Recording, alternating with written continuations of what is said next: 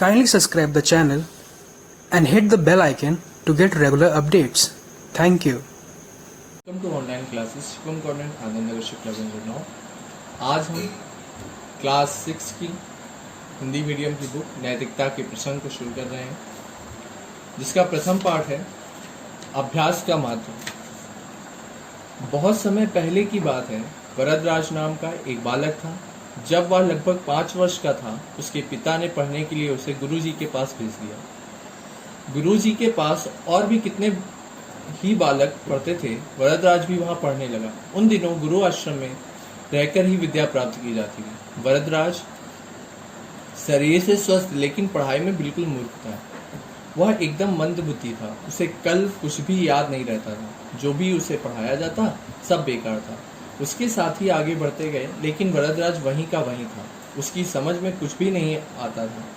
एक दिन गुरुजी से निराश होकर कहा, बेटा वरदराज, पढ़ना लिखना तुम्हारे वश की बात नहीं है। मैंने तुम्हें पढ़ाने का काफी प्रयत्न किया, लेकिन कोई लाभ नहीं हुआ। लगता है तुम्हारे भाग्य में विद्या नहीं है। इससे अच्छा तो यही होगा कि घर जाकर वहाँ का कामकाज देखो। गुरुजी की बात सुनकर वरदराज सोच में पड़ गया। घर जाकर वह पिताजी से क्या कहेगा? कैसे कहेगा कि मंद बुद्धि होने के कारण उसके गुरुजी ने पढ़ाने से मना कर दिया? यह सब सोचकर उसकी आंखों के आगे अंधेरा छा गया। उसे अपना जीवन अंधकार में दिखाई देने लगा, लेकिन वह कर भी क्या सकता था। उसने अपने सामान की गठरी उठाई, गुरुजी के चरण छुए और साथियों को गले लगाकर मिलकर भारी मन से विदा हुआ। उसके पांव घर की ओर उठ नहीं रहे थे। वह उदास मन से गुरु आश्रम से चल दिया। घर वापस जाने का उसका मन बिल्कुल नहीं था, पर कोई ठिकाना भी नहीं था। चलते समय गुरुजी ने उसे रास्ते में खाने के लिए थोड़ा सा सत्तू भी दिया था। वरदराज को चलते चलते दोपहर हो गई। उसे रास्ते में भूख प्यास सताने लगी। प्यास के कारण उसका गला सूख गया था। चलते चलते रास्ते में उसे एक कुआं दिखाई दिया। कुएं के पास ही एक घना बरगद का पेड़ था। वरदराज कुएं पर गया। उसने देखा कि रस्सी की रगड़ से कुएं की जगत पर जगह जगह निशान पड़ गए थे। चबूतरे पर घड़ा रखने के स्थान पर गहरे गड्ढे बन गए थे। यह सब देखकर उसके दिमाग में बिजली सी कौंध गई।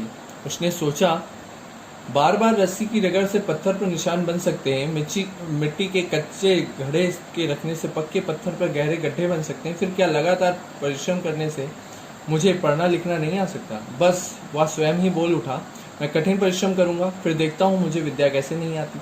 उसके स्वर में दृढ़ता थी, कुछ कर दिखाने का संकल्प था। उसने कुएं पर रखी बाल्टी से पानी निकालकर हाथ मुंह धोए, सत्तू खाकर पानी पिया। अब वह गुरु आश्रम की ओर वापस चल पड़ा। अब उसके पैरों में फुर्ती आ गई थी। सूर्य अस्त होने से पहले ही वह गुरु आश्रम में जा पहुंचा।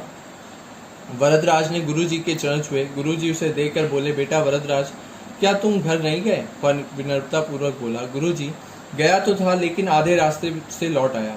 अब मैंने रास्ता खोज लिया है। मैंने निश्चय किया है कि मैं पूरी लगन और परिश्रम से विद्या अध्ययन करूंगा।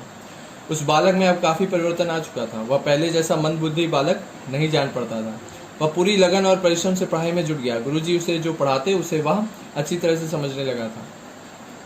गुरुजी के पूछे गए प्रश्नों का सही उत्तर देता था। यह देखकर गुरुजी और उसके साथियों के आश्चर्य का ठिकाना न रहा। अब उसकी गिनती प्रतिभाशाली छात्रों में होने लगी थी। आगे चलकर यही वरदराज प्रसिद्ध विद्वान बना। इस वरदराज ने मुग्ध बोध नामक संस्कृत के सरल व्याकरण की रचना की। वरदराज का दूसरा नाम बोप देव भी है।